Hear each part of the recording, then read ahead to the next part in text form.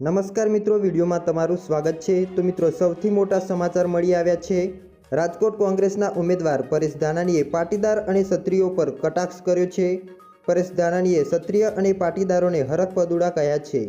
આ સાથે 1995માં ભય, ભૂખ અને ભ્રષ્ટાચાર દૂર કરવા ભાજપનું બીજ વાવ્યું હોવાના પણ ભાજપ પર આકરા પ્રહાર કર્યા છે। આ સમયે પરેશ ધાનાણીના એક વિડીયોની લાઈન ખૂબ જ વાયરલ થઈ રહી છે, જેમાં ધાનાણી બોલ્યા હતા કે પટેલ અને બાપુ હરખ-પદુડા થઈને દરરોજ 10 ડોલ પાણી પાયું। વધુમાં જાણીએ તો કોંગ્રેસ ઉમેદવાર પરેશ ધાનાણીએ પાટીદાર અને ક્ષત્રિયો પર કટાક્ષ કર્યાનો વિડીયો સામે આવ્યો છે।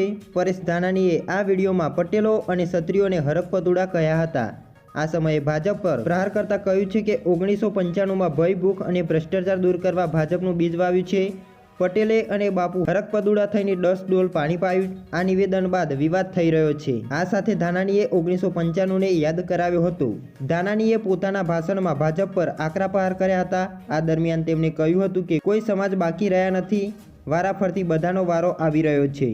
મળતી માહિતી મુજબ મિત્રો, રાજકોટથી કોંગ્રેસના ઉમેદવાર પરેશ ધાનાણીએ આ દરમિયાન માલધારી સમાજના કાર્યક્રમમાં પરંપરાગત ડ્રેસમાં જોવા મળ્યા હતા।